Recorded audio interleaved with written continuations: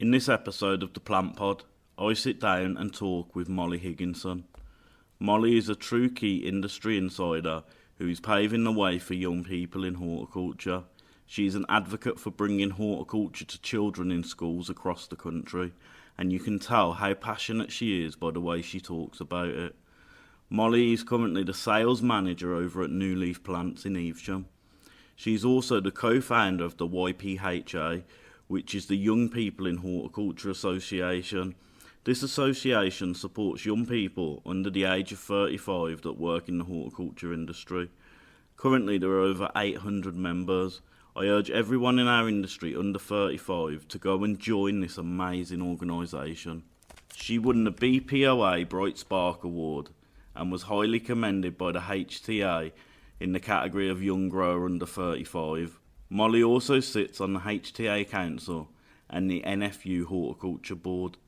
All links to New Leaf Plants, the YPHA, NFU and HTA will be available in the show notes. I would like to say thank you to Mollie for giving up her time and talking with me. This is Season 2, Episode 3. Let's get into it. Mollie, thank you for joining us here on the Plant Pod. It's really appreciated. Not a problem at all. Thank you for your time. Looking forward to it. I know who you are. You're Mollie Higginson at New Leaf Plants. But for people who may not know, who are you and what's your role in the industry? So I work for my family business, which is New Leaf Plants. So we're a clematis and climbing plant specialist in the UK. Been around for donkey's years now, and my family bought the business about 10 years ago. So we've been trying to build it up and build it into its own legacy that it is. I'm our sales manager now, so I've worked my way up through the business. It was not easy. My dad made me work from the bottom all the way up to the top. That's good. Yeah, it is. When I said to him, I want the job, please, he said, well, yeah, you can work on a potting machine if you want for the rest of your life. And I thought, genuinely, that's what I might be doing. Yeah. But thankfully, he put his trust in me and we worked our way through the business. And yeah, now we work quite closely together and hoping one day that I will be able to take over from him. So he brought the nursery in 2015? Yeah. So what made him do that? Was he already in horticulture? Yeah, so he actually already worked for New Leaf Plants. Okay. So he's been working for New Leaf Plants since I think it's about 1995. The old owner wanted to retire, didn't have anyone to hand it over to, had no children. My dad's always wanted his own nursery. My granddad was a commercial tomato grower and cucumber grower, so it's been in our family for generations. So he really wanted to have his own nursery and his own place to make his stamp. So when it came available and was an option, we just put, all of our family behind it and thought, let's just go for it and see whether we can make it work. So with that family history, was you wanting to do horticulture straight away, wanting to follow in the footsteps, or was it try something else and then you came back to it? Yeah, I never thought I'd be here. Not to say that I'm immensely grateful that I am and that I love my job now, but I never thought I'd end up in horticulture. I left school not having a clue what I wanted to do. I ended up with 2 A-levels, not really enough to get into uni, and I decided to go travelling for a year, loved it.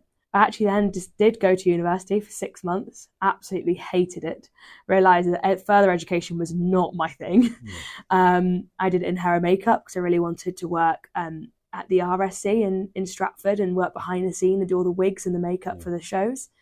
Absolutely loved it, but just realised that it was more of a passion and more of a hobby than it was going to ever be a career. So didn't really know what to do. Went back to Canada, which is where I loved, stayed there for a year and a half, worked on a horse ranch and thought, I'm never going to go home. Due to some family illnesses, came back home for Christmas just to see everyone, spend time with them. And then I was like, I could probably do with a bit of money before I go back. So yeah, asked my dad for a job. He said, yeah, you can work on a potting machine. And I did that. And I just never left. And I just slowly fell in love with horticulture and realised actually this is the place I wanted to be. That's what I was going to ask. So to come into it, you must have fallen in love with it to end up staying in the industry. Yeah, I think it took a while. Like, it wasn't an instant love. It was still a thing of like, gosh, this is hard. This is grinding. I did the potting machine for 6 months. I then worked in our polytunnels for 6 months. He put me in there throughout the whole of spring and summer, like the hottest time of the year. I hated every minute of it. But now that's made me appreciate what my staff do and how much they go through to do their job. And I think that it was slowly then when I started working in our dispatch area and started managing our dispatch area and seeing that, and also just seeing my dad's passion behind it. I was like, this is where I need to be. This is where I belong. What was your favourite role? Was it potting machine, dispatch? I really like dispatch. Yeah. I still do to this day. I love the mayhem, especially when it's spring and it's really busy and it's middle of April. You've got 120 trolleys going out that week of plants to garden centres, and you've just got everybody sticking in together, working as hard as they can to get stuff done. I just really like that, that group mentality, that morale that gets behind everyone when it's busy, and you get to keep everyone on a happy momentum and working forward, and yeah, it's great fun. And seeing all those plants go out the door and knowing that you've picked them and got them ready to go is an achievement in itself, isn't it? Yeah, and I think even more so now working in sales, I really like that, like progression. It's like, especially when I first moved into the sales roles and more into an office role, sometimes going to a garden centre and being like, I probably potted that was a really like cool experience. Even now, like just going into a garden centre and seeing our stock looking really nice, it just gives you that sense of pride that is hard to describe, really. And New Leaf is fully sustainable, isn't it? It's so electric vehicles, recyclable pots, peat-free. We're pretty much getting there. So there's a couple of things still that we want to change. We used to use small John Deere tractors to get around our site. We now use golf buggies because they're electric. Yeah. A couple of things like, forklift is still, not the most sustainable thing to be using, but there's nothing else really out there. And actually a lot of our lorries and vans are still, petrol and diesel, but I'm sure people probably know an electric lorry is a hell of a lot of money. But, those slow changes that we're taking, we've used recyclable pots now for a long time. Our propagation unit is completely peat-free and has been for a few years. And our site will be completely peat-free by the end of 25. So it's getting there. It just takes that time to move things over slowly so that we're doing it, one, in a sustainable way for the environment, but also a sustainable way for the business so that it can continue to grow without, being too much pressure. Yeah. So with the peat-free, do you see the date changing? Because it has gone from 2026, 2030, back down, and it's a completely peat-free by 2030. Do you see it changing again? I don't know. Nothing's been signed in government, and I don't think any of us can say yes or no to any date until a piece of paper comes from government saying this is the signed off date, this is what is going into practice. I think it's really hard as an industry that's not happened. I'm a big advocate for being 2030. I think it's just going to be much easier for nurseries that haven't started that changeover yet. But I also am a big advocate for changing. I think, we can't fight the change. We've got to change at some point to be peat-free. Yeah. But it's just about doing that in a sustainable way and not moving to using a peat-free material that is not sustainable in itself and just pushing the buck down the line, kicking that can away and saying, oh, we'll deal with that in 30, 40 years' time, which is what we have been doing with peat. But what's the point of just changing material and then it still being just as bad, but not noticing until 50 years' time? Do you see coir-based media as sustainable with all the washing and air miles that it takes to get it here? It's really hard one, isn't it? I think there are sustainable ways to source and produce coir. Yeah. I think the demand on coir now will mean that it's unsustainable. So I think that's the balance we've got to look at. The companies that might have already been peat-free, been using a coir-based product, their coir probably was sustainable because it was a waste product, it was being treated correctly, all of that stuff, and it wasn't becoming harmful to the environment that it comes from. Whereas I think as we move now to a whole industry that's got to be peat-free, I don't understand how there can be enough coir out there for that to be sustainable. So there has to be something else out there. There's got to be. Do it. Yeah, we've got to find a different source, and who knows what that's going to be. But I think actually the only way for that to change is by us going, okay, well, we are going to change, and then hopefully people will start to really push that development in peat-free. Yeah. You're a big advocate for teaching children about horticulture. So why are you so passionate about that? I think that Well, as I've said many a times to other people, that I think that education in schools can be very streamlined. It can be very much set on being an academic person. Yeah. And I think that sometimes horticulture can be pushed towards people who are not academic, maybe not doing so well in schools. And it's almost seen as well, if you're struggling, or if you're not doing so well, or if you are the one with special needs, well, let's put you to do a horticultural course. And I think I just want that to change. So I think by educating young people about horticulture, understanding that actually there's a really scientific side to it, there's a really, English literature side to it, there's a huge art side to it, that actually we're going to get a much broader selection of people wanting to join our industry, because otherwise we're going to lose those people that are more scientific based and do have more areas of excitement, that we sometimes just go, oh well, they're too clever to go into horticulture. With the career options, it's not pushed enough, is it? No, so it's really not. How do you change it? It's something that I've struggled with for years, of how do you change it? How do you make horticulture more accessible to everyone and not just aimed towards people who are deemed as less successful? And it's something that I think that first schools, we do horticulture pretty well. A lot of first schools will have a gardening club, they'll have a forest school, they'll have some sort of maybe veg patch they'll do some growing in. They'll have something where those kids are outdoors in some capacity. And then it goes into secondary school, and that completely gets forgotten about. Most of the time you'll only see kids outdoors when they're doing sports day or when they're doing PE. And I think that is we're just missing something massively. And I think if we can get those kids to continue that passion that we've built in them throughout the whole of first school, if we can carry that on and get them to still continue to have that passion, I think that is already going to then change what the careers would look like. Yeah. I think that's the only way. We've almost got to work backwards from it.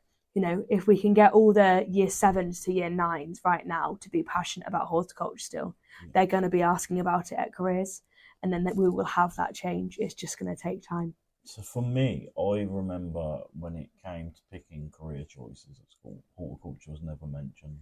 No, well, this is always my statement, because I went to Pershore High School and I didn't know Pershore College existed, and it was one of the biggest horticultural colleges around, and how could we not have that link? I think that's crazy. Do you think that every child should know where their food comes from? So as in teach them to grow so they can feed themselves, really, because you never know what's around the corner. So without going into it, but with COVID, for instance, it got everyone out in the gardens learning to grow stuff. If COVID didn't happen, there'd be a lot less people out there that still are ignorant to growing and don't know how to grow anything. Definitely. And I think that we've got to get that passion of grow your own, let alone growing your own flowers and having a nice garden. I think that comes alongside wanting to be able to grow your own veg and grow your own fruit. I sometimes work at a primary school that's local to me, and then they're not the kids are from rougher areas. They're not, they don't have the most luxurious life. Most of them live in flats. They don't have gardens, let alone a space to be able to get outside. And all I ever see people doing is when they go into a school and maybe do a bit of gardening with them, they'll put a sunflower seed in a pot and get the kids to take that home and grow it on a windowsill or grow it outside. That does not work for people that live in flats. It doesn't work for kids that are put in areas where they might not be able to waste water on putting it on some plants. So something that we did with some kids locally with us is that we gave them salad leaves instead. We gave them a long little short tray that sits on a windowsill, had a nice cover on it. We put some nice lettuce seeds in there, and we let them grow it for a couple of weeks. And the amount of kids that came in and said that was the first bit of fresh salad they'd ever eaten in their life, or the first time that they'd put that on there instead of putting ketchup on their burger, or the kids that were saying, "Oh yeah, miss, I had that as my midnight snack." That is how we change it. Being able to educate them about the fact that they can grow their own, and that they're going to want to eat it more because it's something that they've done. It's something that they've produced.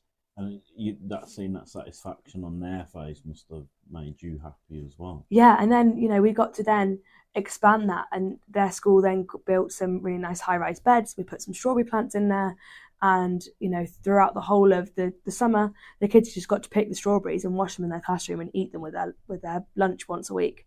Like, where else are they going to be able to get to do that? They don't have that option at home. So we've got to be able to take that option to them at school, because that's a memory they're going to hold now for the rest of their life. And they'll know that came from growing something themselves. So even if they don't come into horticulture, they'll want to then continue to do growing when they get older. It's our future buyers at the end of the day. It's kind of like they'll remember how they felt with it. So when they have kids, they could pass it on. Exactly. To their kids. Yeah. When I was speaking with Lee Connolly, we was on about with the education side, you have to teach the teachers as well and the parents that want to get involved. How do you go about that? So do you think? I think that it is really hard, because some primary schools especially, they'll have one teacher who's been there for 3-4 years, really passionate about gardening, will get the kids to garden. They're there for 10 years, they then leave or they then retire. There's no one to carry that legacy on. I would say if you're a school that already has someone who's passionate, get them to write everything down, get them to do a little, a booklet about it, and make sure that's actually somebody's responsibility. So when they retire, they have to pass that on to somebody. Somebody has to take that on, but they have the information there so they don't feel overwhelmed with what they've got to take over. And also get in touch with your local nurseries, your local garden centres, because if you don't have somebody with that expertise or knowledge, if you say to them, we'd love to be able to have someone once a month to come in and educate a teacher or be there to support the teacher so they can educate the students, what better could we do? Because that's going to help the school, that's going to help the kids, and then that's going to help our future customers. Yeah, so it'd be like a horticulture Bible. Yeah. For the teachers. Exactly that. And add their own bits of information. I would love it if it was, done by associations, by YPHA, by HCA, by Barley, whoever, grouping together and forming that document that they could send out to support teachers. And who knows, that might be something they get to do in the future. And it's something that I think would be amazing for schools to have access to. Yeah, definitely. You spoke in the House of Lords, didn't you? Yeah, YPHA went. Yeah. So how did that come about? So we knew that this horticulture review was happening. We're very lucky that we have YPHA has a lot of friends within the industry. And we were like, how can we get there? Because we have so much to say. And we didn't think they'd invite us. We thought that we might be able to write a written piece to them, but not have an actual spoken piece. But then when they wanted to do this review on education, that's when they invited us in. And I could not be more thankful for having that invitation, for us to be able to speak about education. I didn't speak myself because I'm not great at speaking in high stress in situations like that, especially when it's something I'm so passionate about. But we got to, develop all of that work together, hand it over to someone who I knew would be able to articulate everything I wanted really well. And, YPHA got mentioned in the horticulture review at least 5 times, which is something that we can, amazing. We cannot value enough, really. That's incredible. Yeah. So with the YPHA, I wanted to ask about that. You're the co-founder of it. Yeah. You've got around 800 members now. 860 something now. Nearly 900, which is scary. When do you reckon 900 in the next few weeks? I'm hoping maybe by June would be nice to have, if we get to halfway through the year and it's 900, that would be pretty amazing. How did that come about? How did you set it up? What made you set it up? So I was at a conference. It was a HA autumn conference for growers. I went into the room and I was like, oh my God. And it was me and my mum. And I think there was about 2 other women in there, and it was all men. And I was like, this is cool. And then I looked around again, I was like, oh, and they're all over 50. Great. And I was just thinking, how do we change this? What do we do? And at that conference, I met Nat Porter, who's one of the other co-founders. Started speaking to her about it, and I said, surely this has got to change. Like, surely we have to do something else because this seems crazy. And we just got chatting there and just said, we need to do something about this, because if no one else is going to, if somebody keeps just saying we're going to change it, that's not useful. You have to action that. So we just started talking to people that we knew if they'd be interested. We got Liam Cleary involved, who's the other co-founder, for the garden centre side, because we're both nursery growers. And we just said, do you think it'll work? And we got a couple of sponsors on board to start off with. ICL, one of the first ones to jump on board. I think at the conference, I turned to them and said, if we did this, would you fund it? And they were like, yeah, we'd figure it out. Okay. So I think it was one of those things, it's like people wanted it, just no one wanted to be the starter of it. Yeah. Do you think it was people were worried they didn't want to upset the older generation? I think a bit of that, and also a bit of like, I think people knew the work that was going to come behind it, and maybe me and Nat were slightly naive, and Liam as well. We went, yeah, we'll do it. It'll be fine. I mean, it's a great organisation, and I do genuinely. The people that are in my class at uni, they're all in their 20s, and I've told all of them, about it, get on it, join it. And I ask them, and they still haven't. And it's like I've said, God knows how many times to join it. And then I was speaking to someone on LinkedIn who was asking me some questions about being a crop technician. And I said to her, "Oh, join the YPHA." And she's like, "I already have." So there is a lot of people out there who I feel know about it, but do you think are scared to join? Yeah, I don't know. It's odd. I think some people think that, one, I think there's a perception it costs, and it doesn't. It's completely free. And I think the other perception is that maybe it could be still that thing of like, oh, I work in horticulture. Is that a bit embarrassing? I think there's still some of that perception sometimes. And I worry, and I think people maybe think, oh, I don't know if I'd want to talk to all these other people in horticulture. It's a bit odd, but I think the people that then do join and start to see the conversations that come out of it, see the value of it. And I think that, the group chats aren't always that active, but actually, that you could put a question in there and within the same week it would be answered. And you just can't lose that value. No, you can't. And you've got the networking possibilities as well. It's endless. Yeah, definitely. And there's always someone there to support you or help you in any capacity, whether it be to be with your work or in horticulture or not in horticulture. I think that's something that community we built up is not really breakable now. Yeah. I've seen a post from Boyd when he was at the Eden Project, and he put that post out on LinkedIn saying to all managers, get your staff involved. How is it? I mean, he's influential in the industry, isn't he? Yeah. So how good is it for him to be associated with the YPHA? Yeah, I think he was one of the first people that we asked to get on board as an ambassador. And I think it was probably one of the best decisions we made. He is so influential in the industry. And he's just a great advocate for us. Like, I think there's a lot of people out there, even people who aren't ambassadors of YPHA, the older generation, they're still such great advocates for what we do. Yeah. And we couldn't be as big as we are or, do as much as we do without their support. When I first met him, he told me all about it. Yeah. But I'm over 35. So I've heard about a middle-aged people in horticulture or a medium age. Yeah, so it's something that we've been toying with the idea for a while, and it almost wouldn't be another group, but it's all more so based around a mentorship program. So it would be, hopefully having people join what we've nicknamed before as MAFA, but something, a mentorship program, when people do end up being older than the YPHA age, and they can almost then come along and support somebody else in YPHA and have that mentor to help you and get you through some of the trickier times, especially when you're starting in our industry, breaking down some of those doors and barriers to get into some places they want to. Would it be hard to implement it, I suppose, with the industry growing now and more young people coming in? I don't want to say like the older generation is leaving. I don't think it'd be too hard to implement it. Because, anyone who's over 35 would be part of that mentorship. For us, it's just time. As YPHA, we're all volunteers. So just finding the time to be able to set something else up seemed to be, it gets pushed down the line as we try and just keep on top of the membership we have. But it's something that's in the, it's in the book, it's in the idea book, and we'd love to get there eventually. And for the YPHA as well, you're at all the trade shows, aren't you? Yeah. So how important today, like Glee, the Garden Press event, 4 Oaks? Yeah, I think some of the trade shows like Glee and Four Oaks and National Plant Show and things, we go to those because we get to see some, our members get to do a bit of a meetup there. We get to hopefully meet some new members, and we also get to see the businesses that support us, and we're able to, give them a bit more information about what's going on. Garden Press event is great for us to be able to launch the next thing that we're doing or something else that's going on. So yeah, they are really important in what we do.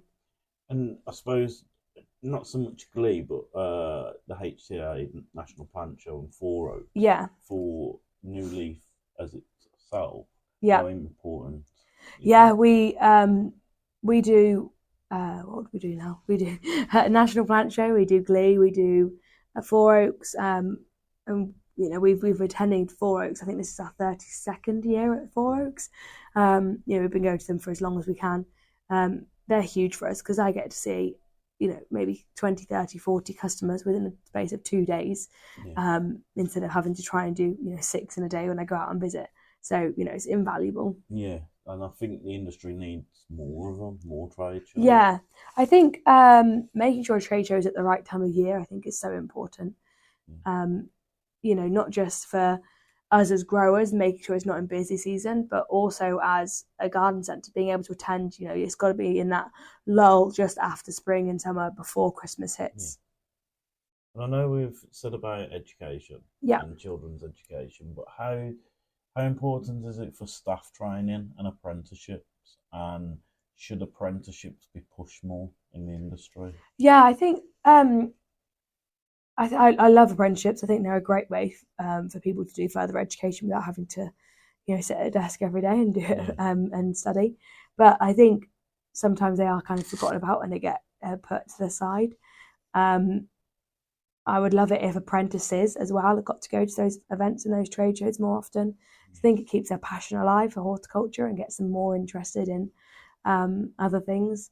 So I think sometimes businesses get worried about taking their younger staff to events like that in case they might find something else more interesting or want to go somewhere else. Yeah. But at the end of the day, the only way you're going to keep them interested is by taking them to those interesting places. Yeah, and I suppose they'd look at it that you're putting in the time with them. Yeah. Although they do need to put in the time back, don't they? So with the apprenticeship, they need to be willing to learn as much as Definitely. you want them to learn. Yeah, and I think, it's showing that value to them, saying, well, you've put in a great year or you put in some great study, let's go to the National Plant Show and you can go and see all these amazing things that happen in our industry. Yeah. So I was on the crop technician course with one of your employees, Tom. Yeah. Have you got any new people on the apprenticeships this year? We don't at the moment. We really struggle, if I'm honest with you, to get apprenticeships in. Okay. Mainly just because of how kind of small we are at the end of the day. We're not that big. And we don't have the capacity to take on another team member, really. So when that opportunity comes up, when a space opens, in our picking team or in our crop team, we probably would look for an apprenticeship. But it's until we have that space and that availability, we can't really offer somebody it, unfortunately. No, I totally understand that. I think that's where it gets a bit tricky, doesn't it? It's having that space to be able to take in apprenticeships and take them on and spend the time with them. And we wouldn't want to bring one on that we wouldn't be able to spend the time with and teach properly. Yeah, because you need to give up your time for them as well, don't you? To teach them everything that they need to pass it. Exactly. How proud are you as a business or as individual when the apprentice does pass the course? I think it's great. I think, we've got, we had Aaron who went through an apprenticeship with us, and we've had Tom, and I think both of them, the knowledge that they've learned from those apprenticeships is fab. And, it's not something that we could teach them. At the end of the day, Tom was lucky enough to go on the IPPS tour as well. And, the amount of information he came back with and different ideas, that was something that was, great to have back in the business. And, he was full of amazing things that we could change, and some that you go, that's never going to work here, but other things you go, actually, we'd never thought about that. That's a really good idea. And, we can implement that into our business. So he's happy bringing all them ideas, and I suppose so are you for him bringing the ideas. Exactly, fresh pair of eyes on something is always so good to have. How do we push apprenticeships and like uni courses more? For again, I said earlier when I was at school, I didn't even hear the word horticulture, so I didn't know. But also when I was looking for uni courses, I found one at Pershore, but there weren't really a lot. And there aren't, unfortunately. We are lacking in university courses now for horticulture, and less colleges and universities are offering them. More and more offering apprenticeship over a university course. I think, like we said before, the only way we can push that change and make people know of it more and want it more is by pushing that in schools and going back to the school and saying, well, you really enjoyed growing. Do you know what career that leads to? And, that leads to horticulture, and having putting that idea in their mind and knowing that leads to horticulture. So the more demand it gets, the more likely people are going to offer it as a course. So it all just rolls back to education. Yeah. Again, yeah, every time. No matter how you look at it. No, exactly, yeah. That point, and that it needs to be done. Yeah. Did you see recommendation 22? Don't know if I did. Okay, so it was a 38-page reply. I spoke to Lee Connolly about it, about the government saying that they can't just do a horticulture-based lesson in the curriculum.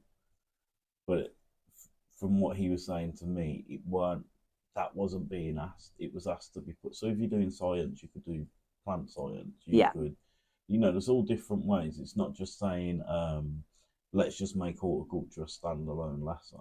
It can be. Yeah, it's something that I think I must have missed that, but it's something that me and Lee have spoken about before, and I've always been a big advocate for. You're already teaching kids in GCSE biology about plants and leaf structure, but you don't let them see a leaf, or you don't let them grow a plant to see how that develops and what that does and what root structure actually is. And in geography, we learn about erosion and about how trees and root development can help stop erosion, yet we don't ever go and look at a tree and understand how that root development happens and how that works. And I think that would be that's my push, is that it's not having a horticultural lesson. It's where the lessons already have horticulture implemented, just mentioning the word horticulture. Yeah, and I suppose like food lessons as well. Yeah, lessons. Exactly. You could have your kitchen garden where you go and get your produce, bring it in, and then cook it. Yeah. It all just There's so many lessons where if you look into it in detail that actually horticulture does fall into, that I think, we've got to start thinking we've got to get that word horticulture into those lessons. So this question, I think I know where you're going to go with it as well, because I feel the same. But in your opinion, what's wrong with horticulture at the moment? And how do we change it? I think that a lot of people perceive it as, like we said, a very easy industry, a very simple industry, not challenging, not a specialist. But actually, as we all know, some of the jobs are very specialist. Yeah. I bet a lot of people could not do cutting of clematis material like my 5 members of staff that do it every day and year out. I think that we also can have quite closed doors as an industry. I think that's changing as the generations change. But it almost seemed like when I first came into horticulture, that information that made you a good grower, or anything really, it was like, well, I can't tell you that because you'll steal it from me and you'll take that information away. And it seemed that everyone had their backs up a little bit about sharing any information with anyone who was new to the industry. As soon as you've been there for 5 years, they'll tell you anything you want. So I think it is that thing. We've got to try and be more open door. We've got to be more free flowing with our information, and making sure that we're sharing our knowledge and not losing it, because those people that have all that knowledge are going to retire, and they've got to pass that on to the younger generation. Do you think it's not a scared thing, but if they give the information out, the people they're giving it to are just going to run with it? And yeah, I think so, a little bit. But I think also it's just that thing of, it's that pride, I think, more than anything. They've had to spend 50 years learning about this to be able to have this much information, so why should I just hand it to you?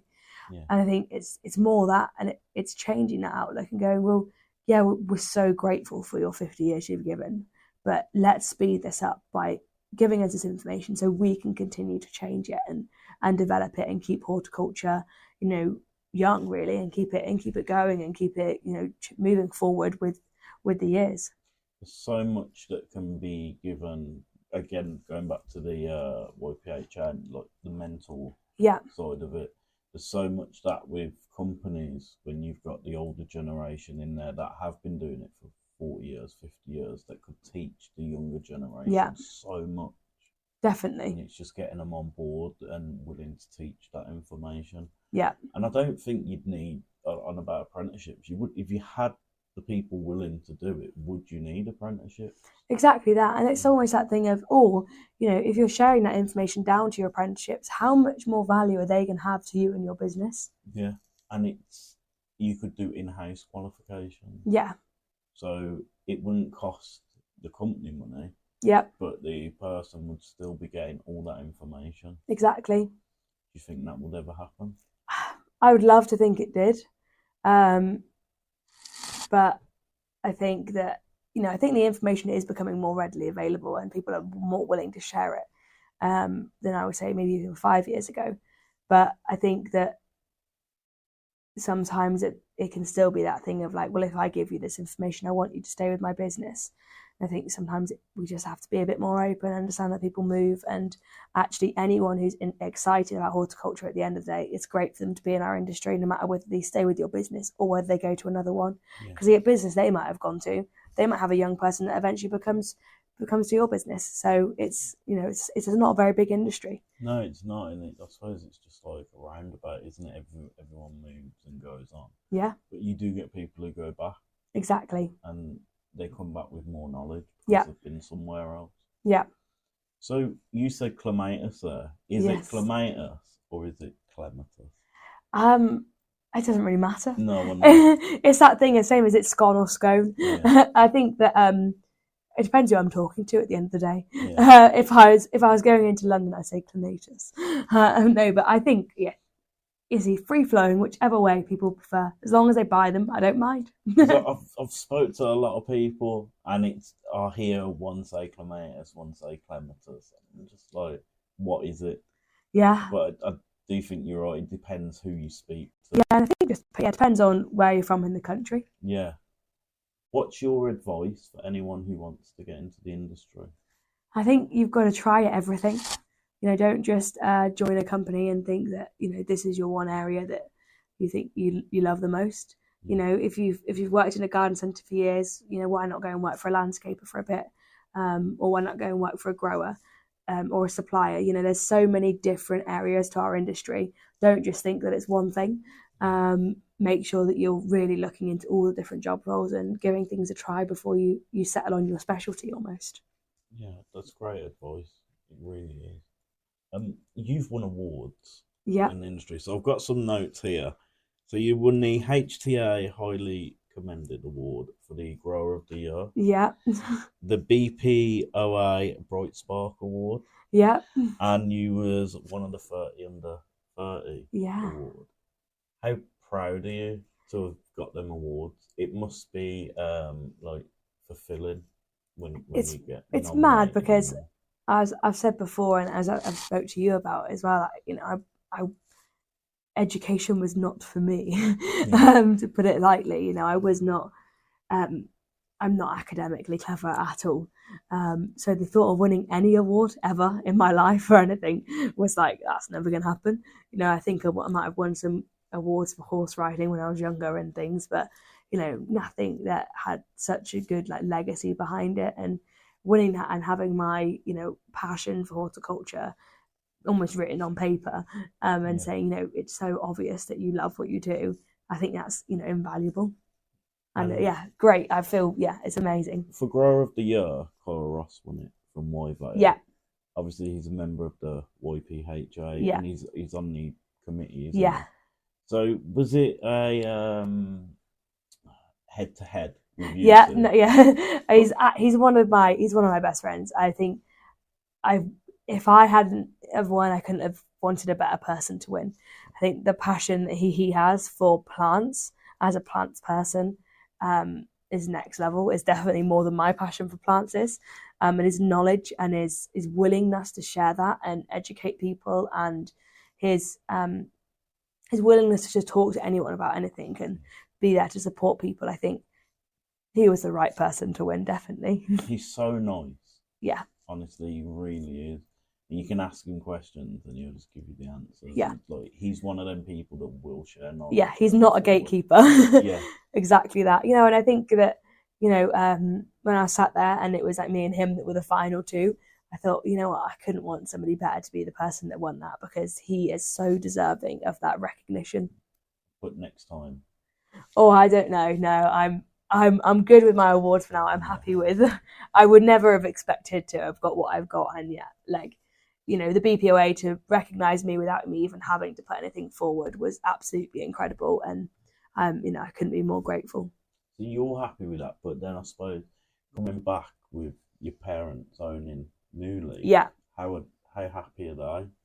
they're over the moon about it. You know, as New Leaf, I think we got highly commended as well for Grower of the Year as a business.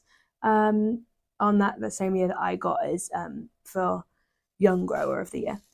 So, you know, we're ecstatic about that. You know, we push this business so much to keep growing and keep progressing, and to have that recognition was just phenomenal.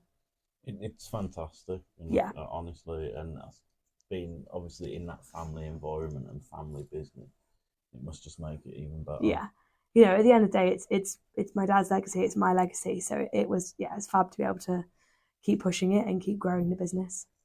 What do you think the future holds for the industry? I think a lot of challenges. Yeah.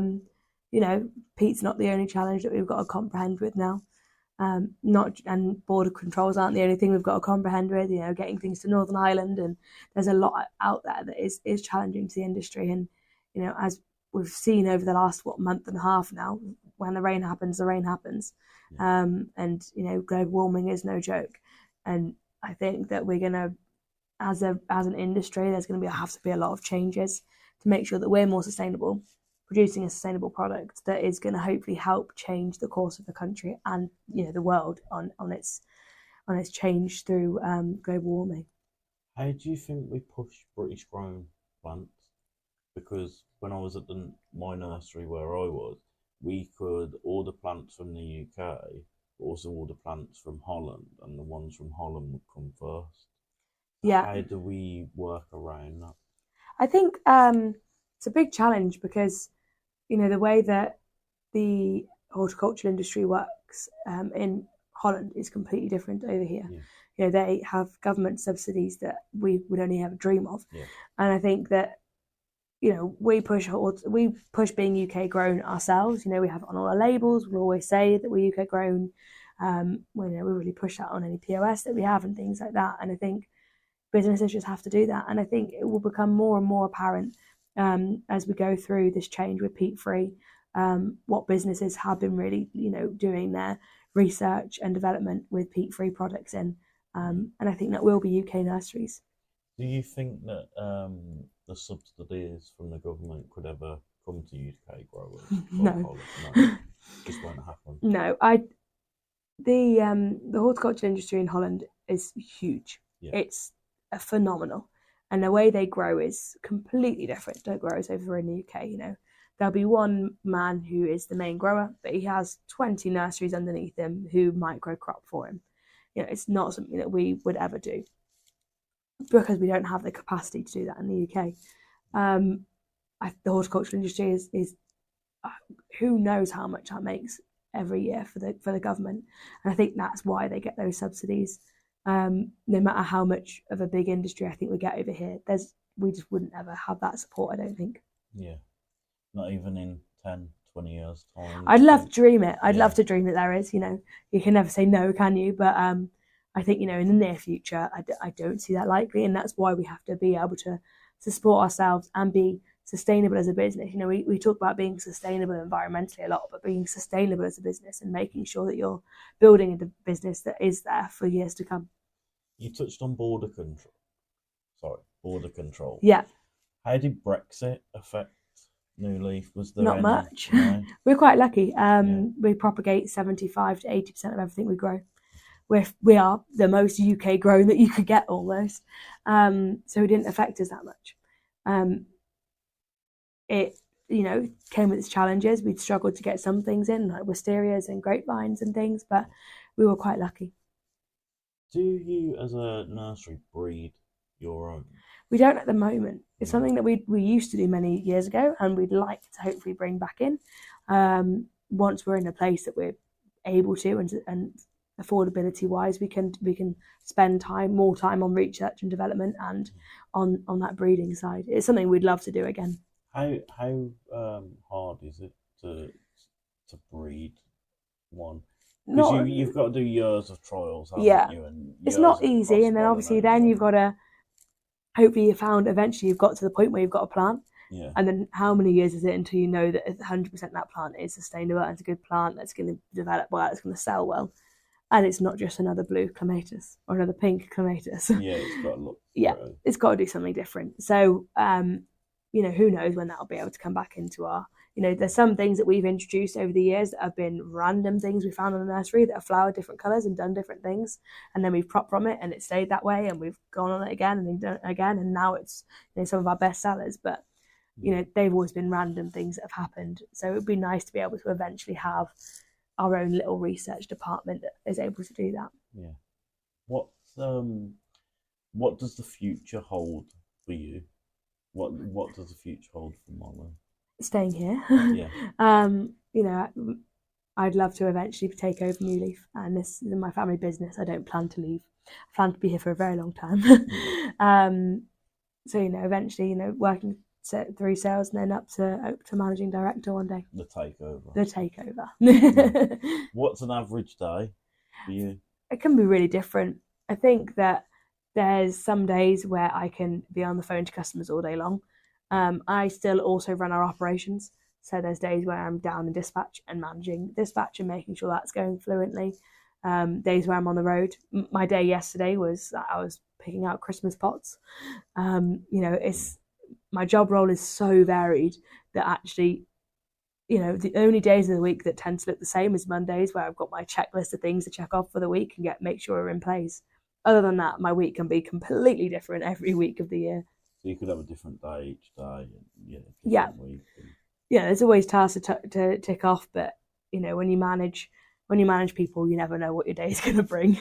What's your favourite time of year in the nursery? I quite like now. If it wasn't raining so much, March time is nice. I love it when you just start to see stuff starting to come. Clematis has just started growing. All our honeysuckles that our deciduous honeysuckles have just started shooting out. All those things, signs of life just start to come, and you think, yeah, this is it. This is when spring is coming. You've just been put on the NFU board as well.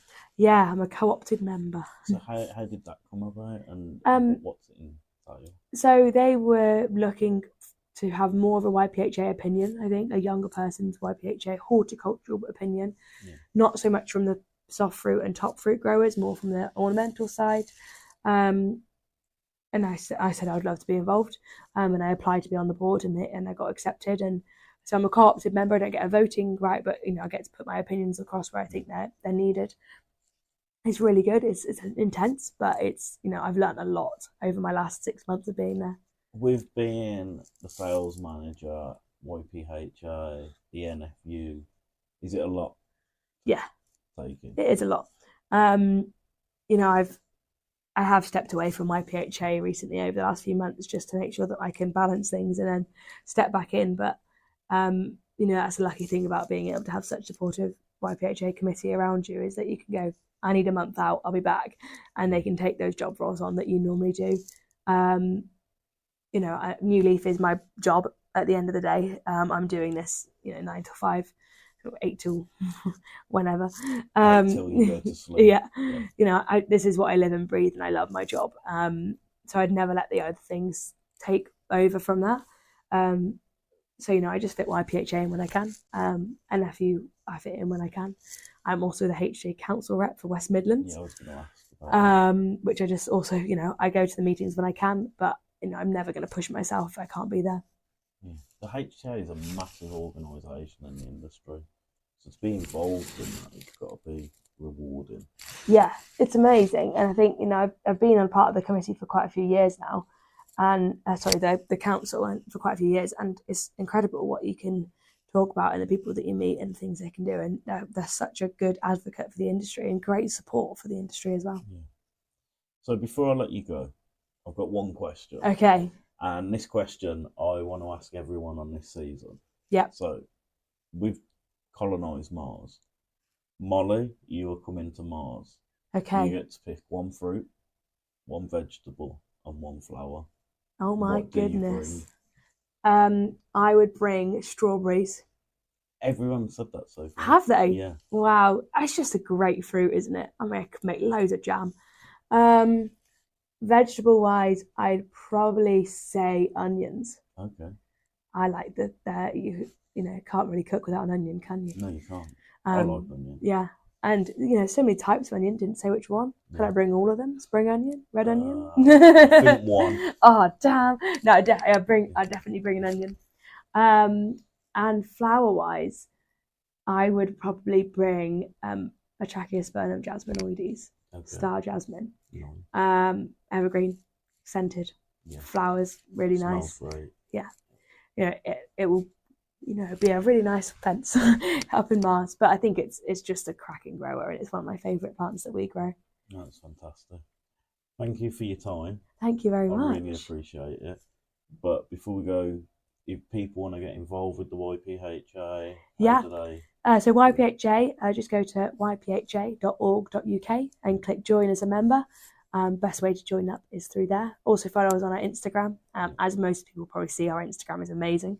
And the girl who runs it is incredible at what she does.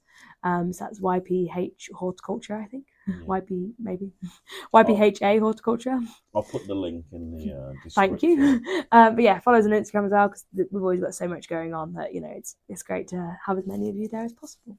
Thank you. I really appreciate your time. Thank you very much. That's it for Season 2, Episode 3 with Mollie Higginson and myself. I'd like to thank you all for listening again, and thank you for your support. I'm not going to be releasing any episodes over Easter, so for the next 2 weeks there won't be anything. But the week of the 8th of April, the Plant Pod will be back with Episode 4. So I'll see you then.